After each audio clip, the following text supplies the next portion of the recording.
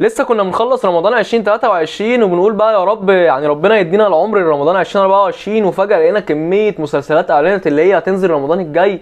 يعني لسه في سنة حرفيا، وانا حاسس اللي هيبقى موسم خرافي الصراحة في المسلسلات لاسباب كتير. سبب من ضمن الاسباب اللي غالبا هتكون عودة يوسف الشريف وهترجع شابوه يوسف الشريف من تاني.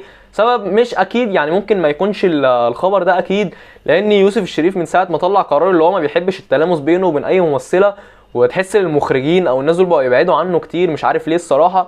بس يعني ان شاء الله يكون الخبر ده اكيد ونشوف شابوه يوسف الشريف رمضان الجاي ان شاء الله. السبب الثاني بقى اللي مسلسل الحشاشين لكريم عبد العزيز اللي بقى له حرفيا 3 سنين او 4 سنين بيتصور، نزل اخيرا بالبرومو الاول وحجز كرسي في التوب رمضان 2024 من دلوقتي. كلمة حشاشين بقى مش معناها مدمنين، الكلمة اترجمت في معاجم أوروبية ولغات أوروبية تانية، واكتشفوا إن معناها القتلة المتسلسلين أو القتل الغدر، وهي دي كانت شغلانة فرقة الحشاشين اللي كانت دايما بتعمل عمليات اغتيال للشخصيات المهمة. واللي مكتوب بقى في التاريخ إن اسم الفرقة دي كان دايما أول ما بيتذكر في الفترة الزمنية دي كان بيحصل ذعر للشعب اللي بيجي الاسم ده عنده، أو خوف من الاسم اللي هو لا يجوا عندهم أو كده. والبرومو بقى أول لما نزل شفنا حرفيا مسلسل متعوب عليه تقنيات ما تقلش، يعني الصراحة مش عاوز افتي، بس تقنيات جميله تحسسك انت تتفرج على حاجه مش مصريه. فنتمنى يبقى البرومو مش بس تشويق وخلاص ونلاقي الاحداث ضعيفه، ان شاء الله نلاقي التصوير والاحداث الاتنين جميل. لما تشوف البرومو بقى اللي نزل هتكتشف حرفيا وهتقتنع، مش هتكتشف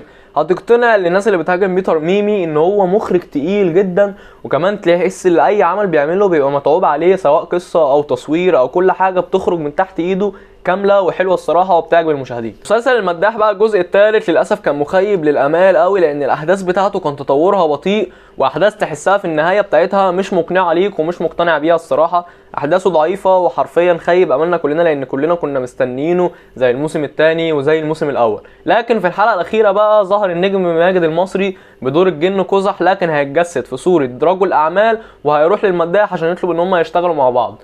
ده طبعا الكلام ده كله بيؤدي اللي احنا هنشوف موسم رابع، يعني بنسبه كبيره هيكون رمضان 2024 اللي هو رمضان الجاي، وان شاء الله يعوضنا عن كل اللي حصل في الموسم الثالث ده ونحس بموسم حماسي كده مش زي الموسم اللي فات بقى بمعنى صح. الحاجه الثالثه بقى هو مسلسل الصفاره، اللي هو ايه اللي حصل في جمصه. لما اعلنوا في التتر بتاع النهايه بتاع اخر حلقه الحلقه 15 في مسلسل الصفاره، قال لك اللي فيه موسم تاني باسم ايه اللي حصل في جمصه.